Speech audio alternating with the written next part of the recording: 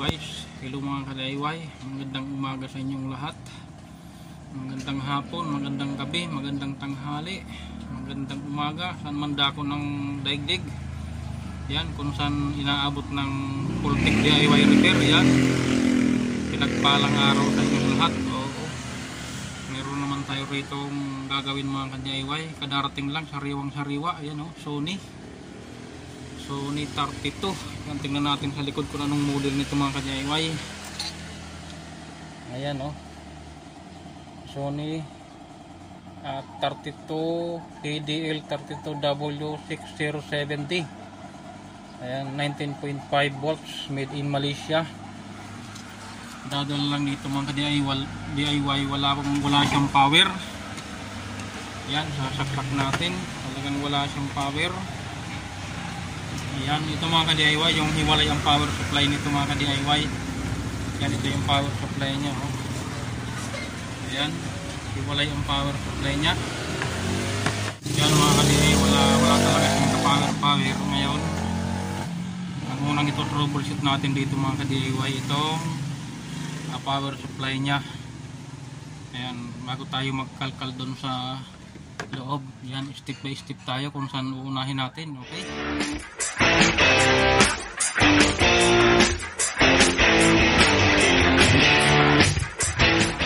dahil sa wala siyang power, unahin natin yung power supply mga ka-DIY. Ito ang unahin natin to troubleshoot kasi dito nang gagaling ang power nya. Yan, yan, saksak natin. Yan, nakasaksak mga ka-DIY. Titingnan natin kung may lumalabas ba o wala. Yan, gamitan natin ito ng tester natin, yung pangtawas ni Pultec, mahiwagang pantawas. Ayun mga ka-DIY, oh, wala talaga lumalabas dito sa output nya.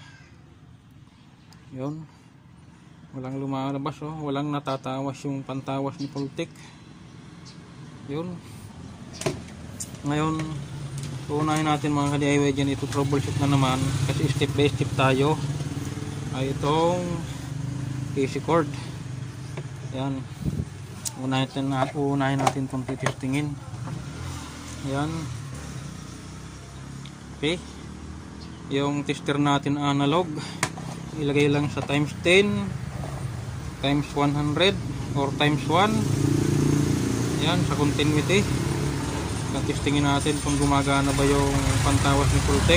Yan, mayroon. Testingin natin. Yan, mayroon siya. Kabila naman. Yan, mayroon siya. Ibig sabihin, buo itong AC cord. Yan. Tingnan natin mga ka-DIY. Malamang nandito sa loob yan. Nandito sa loob. Ang gagawin natin dyan mga ka-DIY, bibiyakin natin to. Yan. Subukan natin ni remedyo. Yan, bibiyakin natin dito sa gilid. Yan, gamit ang lagari or anumang piling pambiyak dito mga ka-DIY. Tingnan natin kung kayang sungkitin. Okay,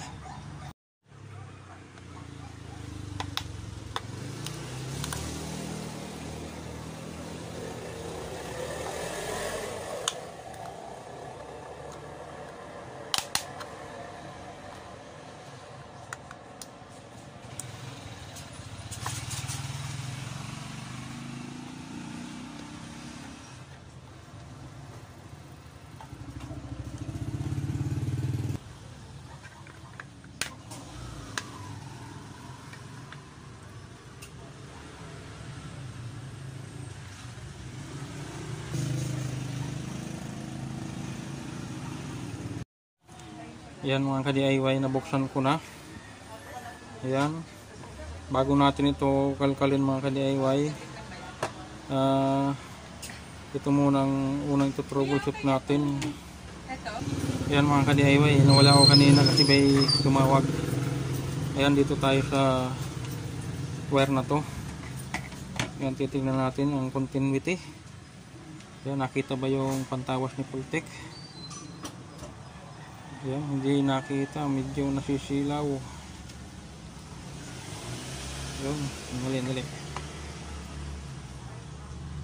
Yan, hindi nakita ng maigi.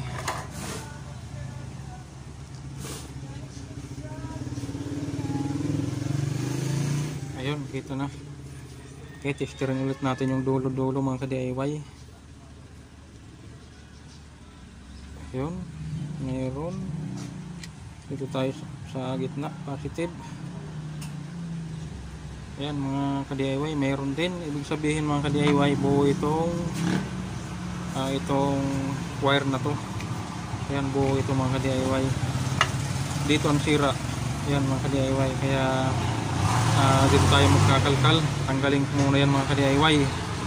Ayan mga ka-DIY, natanggal ko na. Ayan, kita ba sa camera yung mga pisa. Ayan. Ayan, dito tayo mag-umpisa mga ka-DIY. Dito sa mga pisa, isa-isahin ko muna. Ito yung input nya, primary. Ayan, primary side. Ayan, primary capacitor. Ito rin mga ka-DIY yung diode, bridge type diode. Ayan, ito yung regulator nya. Ayan, kita ba sa camera mga ka-DIY? Ayan, ito yung regulator. Ayan, yung MOSFET yan mga ka-DIY. Ito naman yung chopper. Ayan, chopper transformer. Ayan, itong chopper transformer na ito mga ka-DIY, ito tatawid dito, isolated na. Yun na yung low voltage. Ayan. Ayan mga ka-DIY, sana ba tayo? Biglang may tumawag kasi kanina. Ayan, dito na tayo sa secondary. Ang capacitor niya mga ka-DIY is 680 by 25 volts. Ayan, 25 volts. Ang output nito mga ka-DIY is 19.5 volts DC. Ayan. Ngayon mga ka-DIY, may nakita ako rito ng loss. Ayan, kita ba sa camera? Ayan o. Yung isang pinang capacitor. Ayan, maaring dito lang ang sira nito mga ka-DIY. Titingnan natin. Dito lang ba talaga? Ayan, mag-resolder muna ako dito mga ka-DIY. Ayan, bago tayo mag-resolder dito mga ka-DIY, maghinang-hinang, kailangan i-drain muna natin itong primary capacitor. Ayan, i-drain ito natin ng yung soldering iron, yung saksakan ng soldering iron. I-drain lang natin ito mga ka-DIY kasi malakas ang kuryente niyan. Ayan, i-drain natin ito. Kasi pag yan na naghihinang kayo rito mga ka-DIY tapos may kuryente yan, imbis na loss lang ang sira, imbis na minor trouble lang, magkakaroon niya ng hard trouble pagka nagkadikit-dikit yan mga ka-DIY. Ayan, hihinangin natin ito. Maghihinang tayo mga ka-DIY kasi may mga loss. Yan, sana loss lang ang sira mga ka-DIY para minus gastos na tayo. Kasi mahal din ang isang buong power supply nito mga ka-DIY. Okay.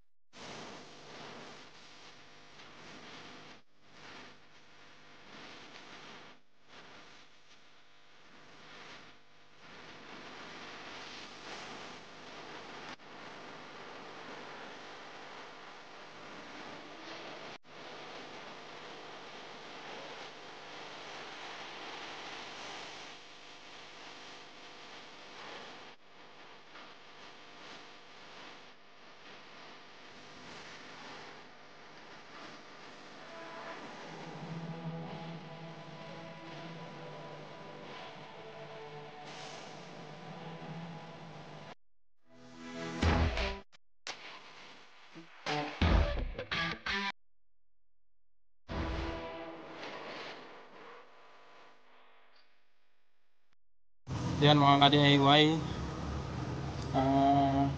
nahinang ko na.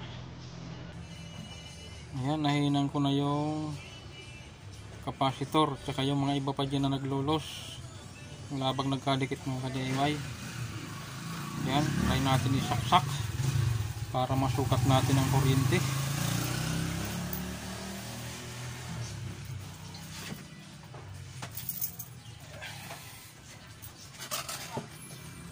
Yan, saksak natin mga ka-DIY. Sukatin natin. Yan, saksak natin. Tingnan natin kung mayroon na ba siyang kuryente. Yan, kaya natin dito sa mahiwagang panukat ni Pultec. Testirin natin.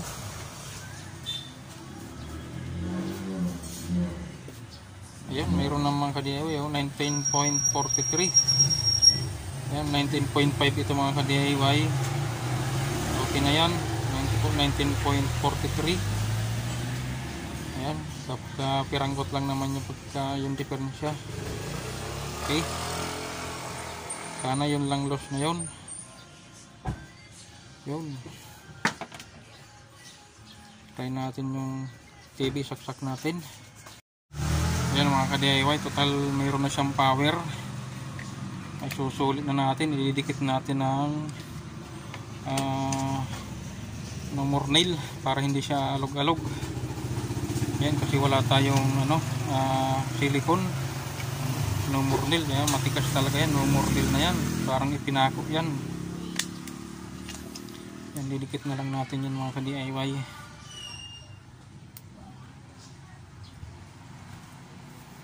Para hindi siya alog-alog. Yan.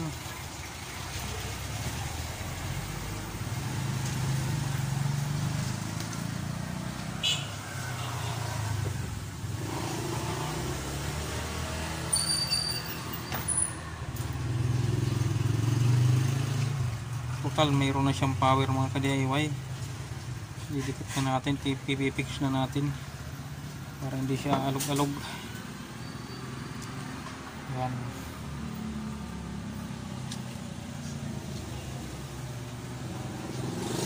Matigas yan mga ka-DIY, no more nail na yan.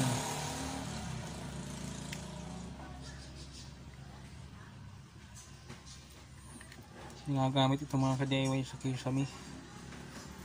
Yan yung paglagay ng tawag doon, yung kantuhan. Yan.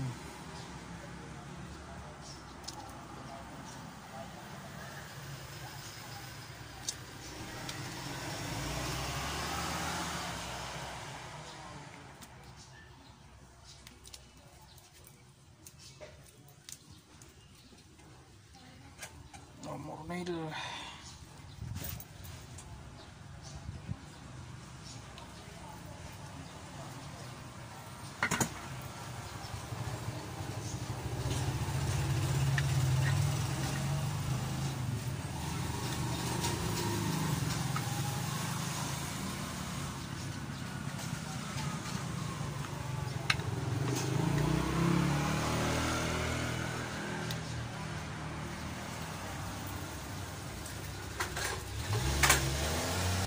Yan mga ka-DIY, balik ko na, naidikit na ng no more nail. Ayan, wala na siyang kawala mga ka-DIY. Parang gawa lang ng tao Yan Okay, kaya isasaksak na natin sa TV para malaman kung garanti sabog ba. Tingnan natin. Okay. Ayan mga ka-DIY, ito na yung ginawa ni Pultec. Sige, sasaksak natin para malaman natin kung garanti sabog ba. Tingnan natin. Ayun, may power na siya Tingnan natin kung may lalabas sa TV. Ayun, mayroon na siya mga ka-DIY Sony. Lumabas na. Lumabas na yung hula. Ayan. Ayan mga ka-DIY, mayroon na siyang display. Ayan. Ayun. Ayun mga ka-DIY. Hindi tayo nahirapan. Just connection lang dun sa power supply na ito. Ayan. Hindi na tayo na pabili ng bago. Naka-discount na tayo mga ka-DIY sa gastos. Ayan. Yung mga hindi pa dyan nag-subscribe mga ka-DIY, paki-subscribe na kay Pultec. Pakikalimbang na rin yung bill. Ayun. Tsaka pagka nanood kayo ng videos mga ka-DIY, huwag skip yung ads para sa ekonomiya ng Pultec kasi doon tayo umaasa. Ayun, para ganahan naman si Pultec. Ayan, thank you very much mga ka-DIY sa ulitin. Ayan, pakikalimbang yung bell para sa mga susunod na videos ni Pultec manonotify kayo. Ayan, thank you very much. Okay mga ka-DIY, huwag kayo magsawang sumuporta kay Pultec DIY Repair. Thank you, thank you.